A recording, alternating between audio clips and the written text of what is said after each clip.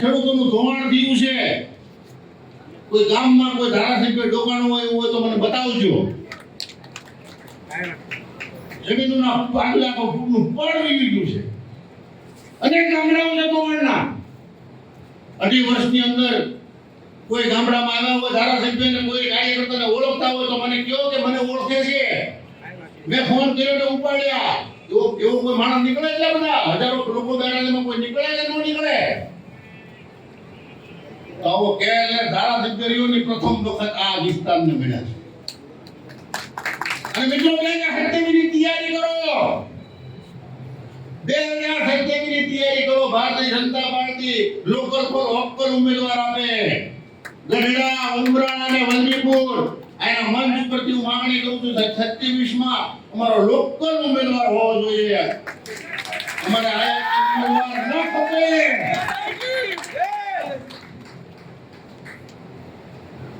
આવા કેરલેસ ધારાસભ્યો ન ખપે જે ચંદા ચોકડીની વચ્ચે રહે, કોલેજમાંથી પૈસા ઉપાડે, મામલતદાર કચેરીમાંથી પૈસા ઉપાડે. એ હાઈવેનું નિર્માણ કામ થાય, માટી કામમાં ભાગ રાખે. 13 લાખના 2 હપ્તાથી આ રોડ કોન્ટ્રાક્ટર પાસેથી લે. દિવાળીના મીઠાઈના બાને જમીનના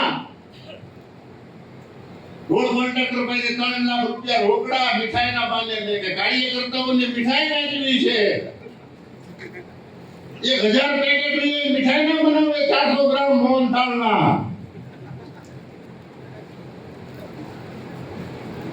તલાટીનો મંત્રીને આપે, સર્કલને આપે, નર્સ બહેનોને આપે, પોલીસને આપે. 1,12,000 નો ખર્ચો આવે. કોન્ટ્રાક્ટર પાસે 3 લાખ લે.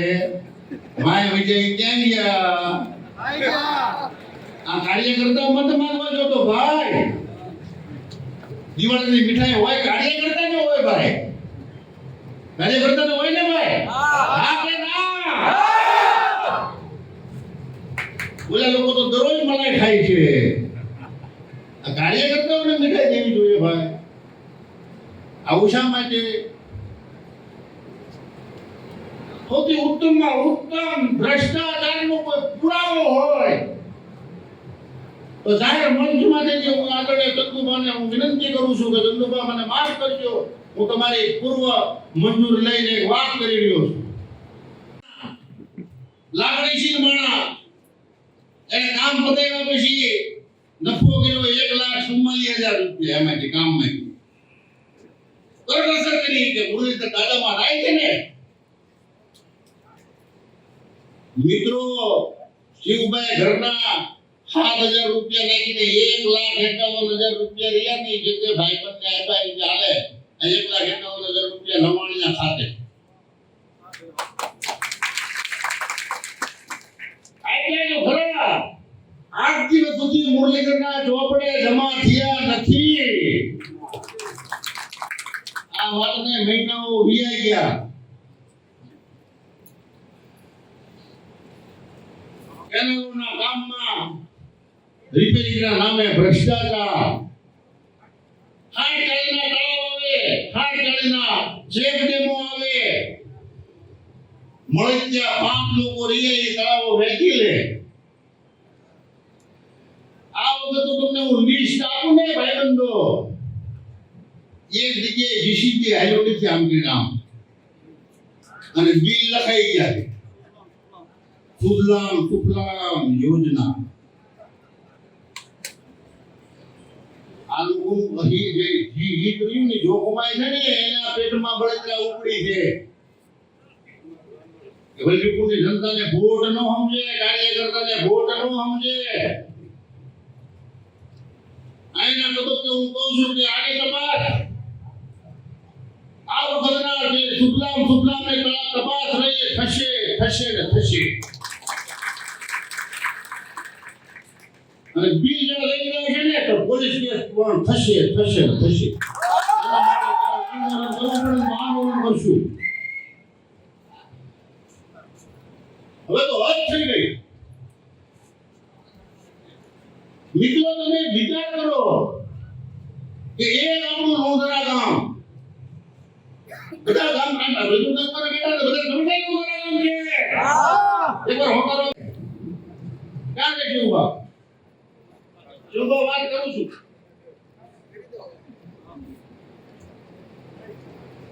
આથી થોડા મહિના પહેલા આદરણીય શિવભાઈએ કીધું કે બસેગા મુરલીધર મંદિરમાં તમારા ગામમાંથી 1 લાખ રૂપિયા ફંડ કરી દો મુરલીધર મંદિર માટે. આપણા વિસ્તાર આખા ભાવનગર જિલ્લાનું ગૌરવ, મોટામાં મોટું તીર્થ નિર્માણનું કામ જો થતું હોય તો આખા જિલ્લામાં મોટામાં મોટું મંદિર જે બનવા જઈ રહ્યું છે મુરલીધર દાદાનું મંદિર. ભાવનગરના કોઈ સમાજનું આસ્થાનું કેન્દ્ર, દરેક સમાજના આસ્થાનું કેન્દ્ર.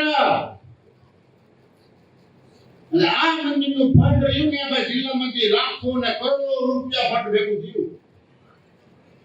શિવભાઈએ કીધું કે હું તમને ગ્રાન્ટ આપું 5 લાખ રૂપિયા એમાંથી તમારે કામ કરી અને 1 લાખ રૂપિયા મુરલીધર મંદિરમાં જમા કરાવવાના. અને જમા કરશું નવાણીના ગામ ખાતે. ફરી એક વખત સાંભળજો,